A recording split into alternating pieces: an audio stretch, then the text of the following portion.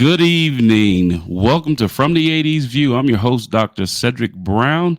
Today's guest is Mr. Solon Ellis. Solon, how you doing? I'm doing well. What's going on, Doc D? Hey, just trying to make it, man. Just trying to make it. Hey, a couple of topics that we're going to talk about in today's show. You've been a GA, right? Tell Yeah, us a little bit, briefly about the experience about being a graduate assistant. man, it's a good time, especially if you want to get in and learn the game. But it's also a grind too. So you got to be willing to get in and do the dirty work. Okay. You've coached in a pretty successful AAU program there in Minnesota. Tell us briefly a little bit about coaching AAU basketball. Man, that's my AAU basketball is my favorite type of basketball. It's just so much energy in the gym. You just got 8 courts going at the same time. You in there with the kids, man. It's the best. That's my favorite. Absolutely, Favorite absolutely. And you want to be a college head coach at some point in time. Tell us a little bit about what you hope to do in the next 5-10 years in college basketball. next 5 to 10.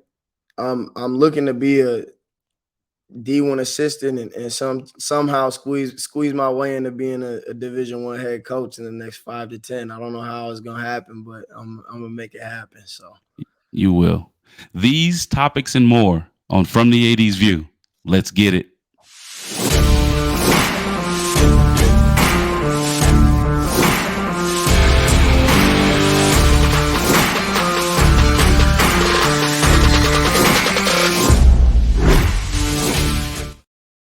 Welcome back to the show. Before we bring back our guest, I'd like to thank God, who's the head of my life, because without him, none of the things that I am able to do would be possible. As a father, as a husband, as a professional in the best industry in the world, which is sport management and collegiate athletics. Um, I just want to be thankful and grateful for all of the opportunities, the education, the experiences, and an opportunity to share my views with this audience. So let's bring back Solon Ellis. Solon was a former student athlete at Northern Alberta Tech and UW Stout. He's a former AAU coach for Grassroots Sizzle. He is a former graduate assistant at Western Illinois University. Recently, is a recipient of his master's degree and a GA with Southern Utah University basketball. Welcome to the show, Solon. How you doing? I'm doing well. I'm doing well. Thank you for having me. Absolutely. So, Solon, we know the grind that all graduate assistants have to go through, right? Because you have a full load each semester, and you have a job as being one of the assistant basketball coaches. Can you talk a little bit about that? Yeah. So you like I said, it's a grind, man. You're just in the trenches doing the dirty work the whole time. So it could get tough. As you know, I came in and I told you a couple times about how I was struggling a little bit, but Mm-hmm. it's it was a good experience, like to get into coaching and just have such a good group of people to be around, to have that experience with. It was unmatched, man. Like I'm just thankful for the people that I got to do it with. So Absolutely. And Solon, you come from a good basketball background, right? You're there in Minnesota, and Minnesota has some great basketball with the universities and the colleges, and that. What is it like, Solon, coming from such a rich basketball tradition, bringing that to a program? You were at Western Illinois University as a graduate assistant. You just finished up your master's degree at Southern Utah University as a graduate assistant. What experiences did you bring with you to the program when you come from such a rich tradition in Minnesota? Well, I feel like it's weird because people I feel like Minnesota always hasn't gotten its credit for basketball, but recently, I feel like right before I got to Western Illinois or Southern Utah, Minnesota kind of got put on the map with the two dudes, Jalen Suggs and Chet Holmgren. So Mm-hmm. I feel like that's the first question anybody asks you when you're from Minnesota and you're doing basketball. Oh, do you know Jalen? You know Chet? And both of them actually played in the program I coached for. Mm-hmm. So it's it's an honor to be from Minnesota, man, and be in the basketball community. Um, it's good. It's good. So, in speaking about Minnesota, obviously, they're fighting to get into the Western Conference playoffs. The Timberwolves are playing well. The Timberwolves program, Kevin Garnett, back in the day, Starberry back in the day. What is it like right now? I mean, I know that you live two places. You have a place in Nevada, and then you have a place there in Minnesota, and shout out to your pops, Mr. David. Shout out to him when he sees this. Yeah, for sure. Um, but what's it like right now in Minnesota with basketball? Minnesota Mankato just won the national championship, Division II. So the Twin Cities, they live in a little bit. What's that like right now? Man, it's crazy right now. Like you go downtown Minnesota, downtown St. Paul or Minneapolis, and it's people just in Wolves gear. It's wild. Like it's never been like this ever. So growing up, we were terrible. I've never seen really a good season from the Timberwolves except for a couple seasons with KG. Mm-hmm. And the fandom for Anthony Edwards right now is off the chart. Like he's the one. So Mm-hmm. everybody been having a great time with that.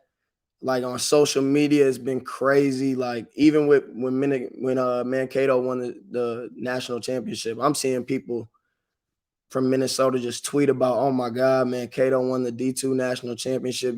People try to downplay Division II and III basketball, but basketball here has just been great, man. Like can't beat it. And I used to coach against Mankato when I was at South Dakota State University. We were in the Northern Sun, and they have Crookston, you have Cloud, you have a bunch of programs that are really, really good there in Minnesota. When you were growing up, Solon, you had choices, right? You had choices where you wanted to play, and you chose to take a different path than a lot of young people, right? You went to Canada to play college ball, and then you came back down to the United States and played in Wisconsin. What was it like growing up, seeing such quality Division II basketball in your area? Because there's some really good Division II basketball around you. Yep. So I really started in Wisconsin. So I did my first 2 years at Wisconsin Stout. Then I went up to Canada. Mm-hmm. But just I didn't really get to too many Division II games. I feel like I saw more Division III games than anything. Just like the MIAC's a really good conference as well with like Hamlin, uh, Augsburg, all those schools. So I feel like those are the college games I went to when I was younger. And then Mm. high school basketball when I was like in middle school was crazy. Like I ended up going to Henry Sibley and they had one of the best teams in the state at the time. They had just the year before I got to Sibley, they had just got third place in state, but Mm. they had a roster where I think the entire starting five ended up going D1 except for maybe the point guard. So it was like high school basketball was rocking at the time. And when you talk, being a young man, right? And you have an old soul to me, and I know you, because of your pops, and your pops is an incredible person. When I got an opportunity to sit down and meet him, when we broke bread and everything. What did or what does your pops mean to you with regards to your basketball prowess and helping you get to that point and getting you to your AAU games and doing all those things. What has that relationship meant to you and helped you get to the where you are right now as a up and coming young coach? Man, he's been a great help to me, like just always supported me. He don't really know anything about basketball. My dad's a music guy. Yeah, So when I told him I wanted to play basketball, he's like, I don't know about that, but he's just supported me through the whole thing. And then shout out to my mom too. Like my mom's a soldier. absolutely. Like she brought me everywhere I needed to go. You know what I'm saying? Just didn't know a thing about basketball, but just like fully submersed herself into the basketball world for me. And I'm forever grateful for my mom and my dad helping me through the basketball stuff. So And when I met mom's great personality, right? That her smile's electric. The couple times that she came and visited with you and things like that. Let's switch a little bit. Let's talk about your AAU program, right? It is grassroots sizzle. yeah, That program, you mentioned Chet, you mentioned Suggs. yeah. What has that program done for youth basketball in Minnesota? Man, I could go on and on. I gotta shout out Brian Sandifer instantly. Like, if it wasn't for Brian, especially with me, I wouldn't be anywhere with basketball at all. Like Brian gave me a shot. My high school numbers were little to nothing, and I ended up, you know what I'm saying, being a successful college basketball player at some point. So I got Hmm. to shout out Brian. And then if we're talking just community impact from Brian Sandifer and Grassroots Sizzle, it's unmatched, man. Like Brian done saved thousands and thousands of lives in the city. Like he's the one, man, and he done put on hundreds and hundreds of kids with scholarships, Division 1, Division 2, Canada. He used to be the back in the day before he got the shoe deal with Under Armour. He used to be the JUCO king. Like if you needed Hmm. to go, if your grades were messed up, you needed to go JUCO.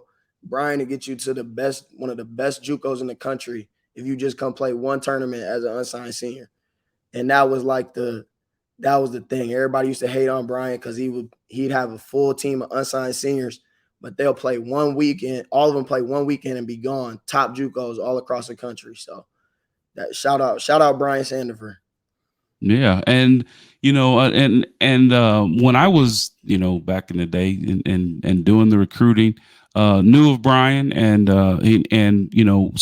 went to recruit the events that he had and had and I never was able to land his one of his players because even though at Lakeland College I was one of the top junior colleges in the country, Division 1, my location, my proximity, and then you had to go up against the Indian Hills and the Vincennes universities and the East Texas schools, the West Texas schools, the Florida schools, and so understood, right? Never had a problem with not being able to get one of Brian's players. I just knew that it was that he always had a great program and ran a great program, right? And then those young men went on to matriculate to junior colleges and then went on to 4-year schools. Tell me, tell the our audience some of the best sizzle coaching moments that you've had as a young coach, Coaching moments. or playing moments. Something that was great for you in the sizzle program. So I say, like I'm trying to think of a specific moment that happened. You have a Suggs moment. You have a Chet moment. I definitely got a Suggs moment. It was so if you're from Minnesota, you know what a Bryan tournament is. So you just gotta know to know. But so we Right. got we had a Bryan tournament one weekend, Mm-hmm. and I'm in ninth grade. I think Suggs is probably in fifth. And so we had our team, but we didn't have our full team because it wasn't like a scheduled tournament on like the normal Right. NCAA that we usually play. And so Brian's like, look, he's about to play with y'all, talking about Jalen Suggs. And so I'm talking about Suggs is like in fourth or fifth grade playing up with ninth graders. Mm-hmm. And you like, we're all like, why the hell is he about to play with us? Like, and he came in and did his thing. Like, I'm talking about if he wasn't so small, you'd have never known. Like, came up and Giving buckets, giving buckets, handing out dimes, all that. Oh, okay. After that, I'm like, okay, that's how I kind of got put on the radar with Jalen. I mean, they always practice in the same gym with us at Minnehaha. So right. Well, that's fascinating because when you look at where those young people were before, and now you can see the growth in Jalen Suggs and Chet Holmgren now. It's a proud moment, right? You're not a father yet, but it is that proud papa moment because you're like, wow, those are my young guys. Those are my guys that I was in the gym with. We were on the bus with. We were grinding and going on the AAU circuit and doing all those things. So, hey, Solon, stay with me, right? I got to pay some bills real quick. We're going to be right back after I do this. So you're watching From the 80s View. I'm your host, Dr. Cedric Brown. We'll be right back after this short break.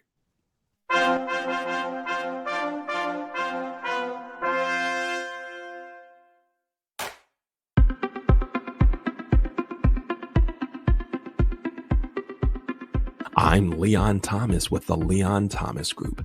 Podcast, virtual events, webinars, streaming shows, and so much more. We want to be your partner in all things virtual.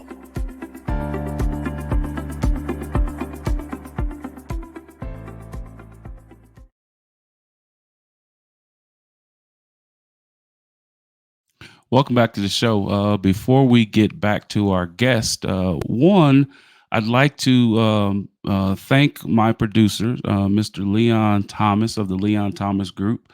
You can find my show on the new radio network for the Leon Thomas Group, and you see it on the screen there at the leonthomasgroup.com. My show, my radio show airs weekly. And if you go to that website, you can find it there. And so I want to thank Leon Thomas and Jay Rosinko, my producers, for such a fantastic way of presenting, the From the 80s View. And so I truly appreciate them. So if you want to find out more about the Leon Thomas Group, or you have an opportunity, or you have an idea that you want to maybe do a show, a podcast, or some type of appearance on one of the Leon Thomas Group shows, just go to that website, theleonthomasgroup.com. I want to talk a little bit about my book. I'm so proud of the work that was done on this book, How Black Men Overcome Racial Barriers and the Status Quo in NCAA Institutions. And the more and more that I have an opportunity to share this, I'm getting opportunities to share the book at book reviews and book fairs and things like that. And that is from individuals like yourselves, the viewers of the show, that are purchasing the book. And the book can be purchased at Amazon.com. And again, the title is How Black Men Overcome Racial Barriers in the Status Quo in NCAA Institutions. It's a narrative inquiry. And the three themes that came out of that, the book and the research, were the benefits of role models, how role models have expectations of their mentees, and the perceived racial barriers or real racial barriers that men of color go through as they try to ascend to Power 5 athletics director positions. So again, you can go and purchase the book on Amazon.com, and the title is How Black Men Overcome Racial Barriers in the Status Quo in NCAA Institutions, the Status Quo in NCAA Institutions, a narrative inquiry. If you want to know more about how I have got into this podcast business, or if you want to know more about the services that I provide, please go to my website, cedricmbrown.org. If you'd like to see past episodes, also go to cedricmbrown.org. Or if you'd like to be a guest on the show, just like Mr. Ellis, go on cedricmbrown.org and email me, and then we can talk about it, because I'd love to have your views on From the AD's View. From the AD's View can be seen Sunday evenings at 6:40 Central, 7:40 Eastern.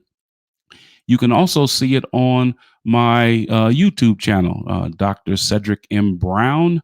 That's my YouTube channel. And go there, subscribe, and you can see more exciting episodes on From the AD's View. Now, let's bring back Mrs. Solon Ellis. Solon, you are a recent master's degree recipient at Southern Utah University. How's it feel? How's it feel to have that scholarly achievement? Man, it feels good, man. All the hard work you put in and finally get done. I'm 27, so I've been in school since I got out of high school. I've been in college. I done transferred all over the place, transfer credits here, transfer credits there. And so finally being done and getting to wash my hands with it, I'm happy, but proud too for my family, and just And I saw your journey, Solon. I saw your journey for the past year, and how you approached it and how you went through it. And some days you come to me, you be like, Doc B, man, man, this is, and I'd say to you, Solon, you got this. You've got this, because your intellect, and I say your old soul, and I say that affectionately, right? Because you do have a spirit about you, Solon, that is you're older. Your spirit is older than your age, right? And you're wiser than your age with regards to your approach on things. And again, I got an opportunity to meet mom and dad, and I can see why, right? Because your father, like you mentioned before, is an eclectic man, especially when it comes to music. And then the spirit that the warm and nurturing spirit that your mother has. And again, she's got that smile, man, that will light up a whole arena. I can see why you have the success that you've had, and I look forward to all the success that you're going to have as a coach, because sometimes I sit there and I watch you, in practice, and the way that you approach things, and how you interact with the players and things like that. What do you hope in the next 5-10 years, if you could project and you could make it happen? Where do you see yourself, Solon, in the next 5 to 10 years, man? I definitely see myself starting out, getting to the 5 to 10 year point, being a Division I assistant somewhere, and eventually getting a Division I head coaching job. That's the goal, and I'm not in any rush, but that's the time frame I want to do it in. So I'm put my mind to it and see what I could do. So when you look at talent, Solon, and you know that the game has changed so much, right? And we went from being a set driven or industry with basketball, men's and women's, right? But now everything is based on kind of spread offense, pick and roll, those types of things. When you go out and you look at talent to recruit, what is it that you're looking for in the potential of the student athlete? I feel like you're looking for a skill set first, skill set, athleticism, but really, like, now it's starting to come down to who knows the game, because it's a lot of basketball being played, but not a lot of basketball being taught. You know what I'm saying? So it's a lot of guys will come in, they'll be overly skilled. They'll be some of the most skilled guys you'll know, but they have absolutely no idea how to play. So I feel like you really got to pay attention to who knows how to actually play the game of basketball.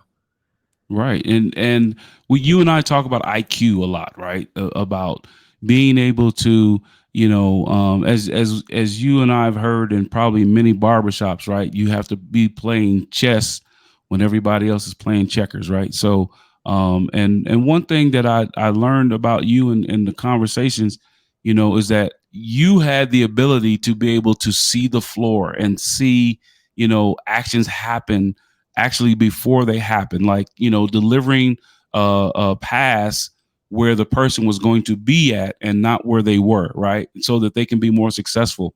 You being a lead guard and being a person that can play the two guard spot, I'm give you a scenario. You're the head coach. You know that you and I talk that it's usually point guard, wing, and big, right?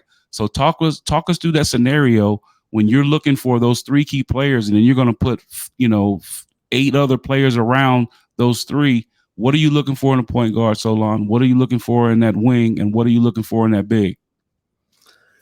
From that point guard spot, I feel like you're really looking for somebody who could play off the ball screen. I feel like you got to be able to come off the ball screen, read the floor, know where you're going to deliver the ball, know how you're going to get the ball to everybody, give everybody a touch.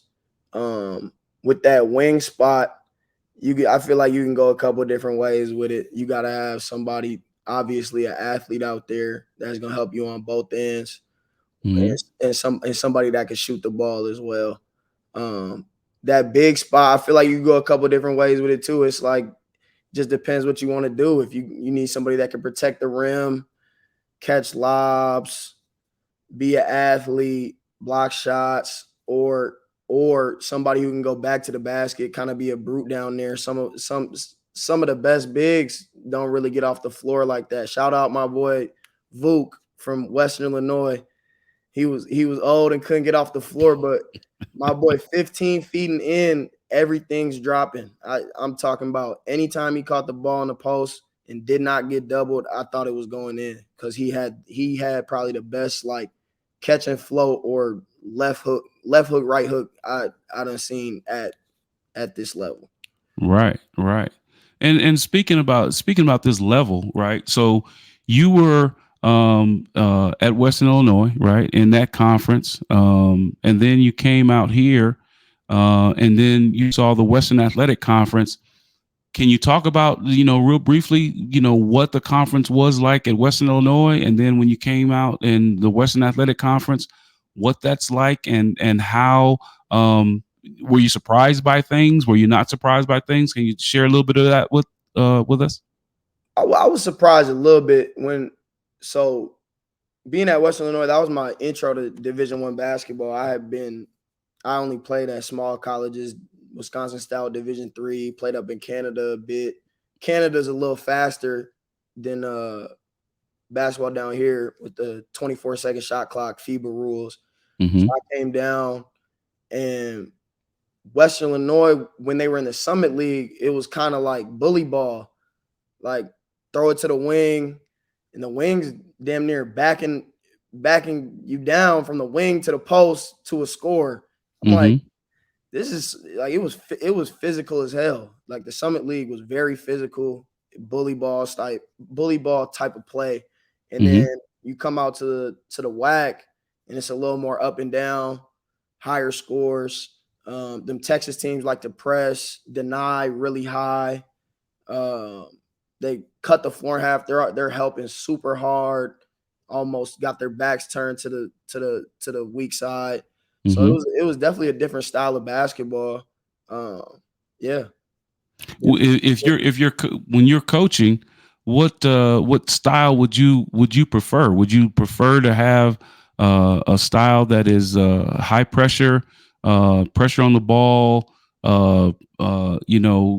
icing the screens on one side, keeping it on the third, or would you like to pack it in and play that pack line defense and make them shoot the ball and so that you can rebound and push and run? What kind of style do you like to have? I feel like I'm high pressure. I like to get up and down. So I'm Okay. I'm a high pressure guy.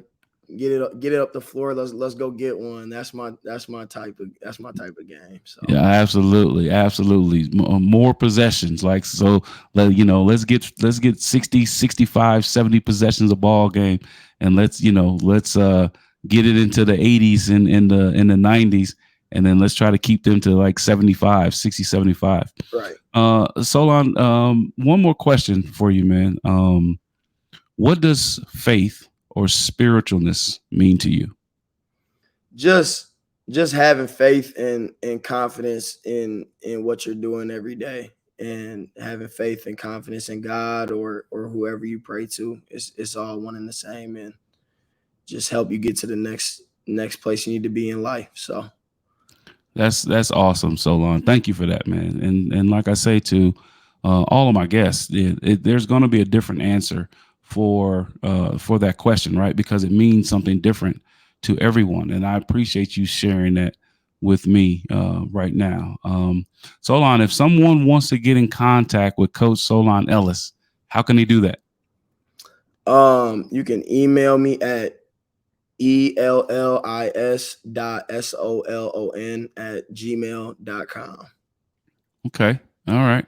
And we hope that the viewers see this and get in contact with Coach Ellis, because Coach Ellis, like he said, he's a young guy, but he has a wealth of knowledge when it comes to basketball and recruiting and the NIL and the portal, and because he's done so many wonderful things at Southern Utah University for men's basketball this year. So you want to get in contact with him, and he can help you. And if you're a parent out there and you're going through the recruiting process, give him a shout. And again, on the screen, you can see it, ellis.solon@gmail.com. And you got a up and comer here.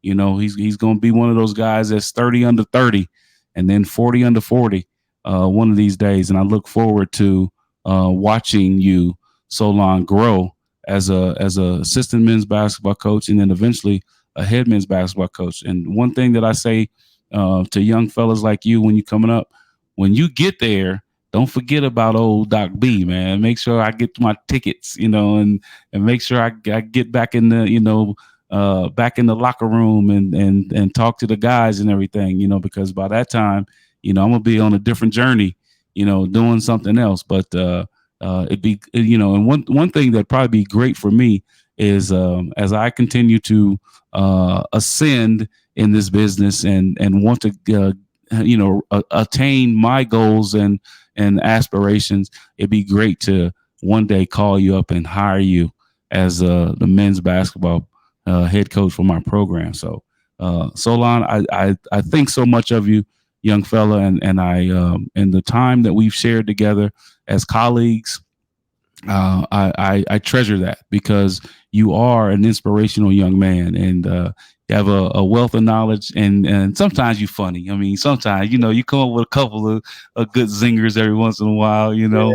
on the road and everything. But Solon, I really appreciate you for being on the show this evening, man. Thank you. Yeah, thank you for having me, and I gotta say the same to you, man. I really appreciate you taking me under your wing and showing me the ropes a little bit, and you a little funny too, man. That so I gotta. Well, I think so, because I got great material. You know what I'm saying? I got assistant coach material. I have head coach material. I got AD material, and I got dad material. So I got you beat a little bit because I got that dad material. But Sure. I imagine one day when you're blessed and fortunate to be a father, that you're going to be a great father too, Solon. I appreciate that. Thank you. Absolutely. Hey, you are watching From the AD's View. I'm your host, Dr. Cedric Brown. And, as I close the show, one thing that I do know that, having mentors is a wonderful thing, right? As I talked about earlier in the show about my book, mentoring there. And again, thank you to my producers, How Black Men Overcome Racial Barriers and Status Quo in NCAA institutions. Mentoring is special, right? It helps you to grow. It helps you to navigate situations and in industry, whatever industry that you're in. And I want to shout out my producer, who's been my mentor, Mr. Leon Thomas. As you see, and if you go back and look at past episodes, because of Leon, I believe that I get better and better each time that I do the show and do one of the episodes, and that's because of the mentoring that he and Jay Rosinko have given me over the course of the last 2 years, and given me an opportunity and a platform to share information and share thoughts and ideas and views with my audience, and that we can hopefully give somebody information that will touch them or will inspire them in some kind of positive way. So again, if you have the ability to find a mentor or come across a mentor, use that opportunity to grow. Use that opportunity to shine, because mentoring and being a mentor and being mentored are great opportunities for learning. You are watching From the AD's View. I'm your host, Dr. Cedric Brown. Good night. God bless.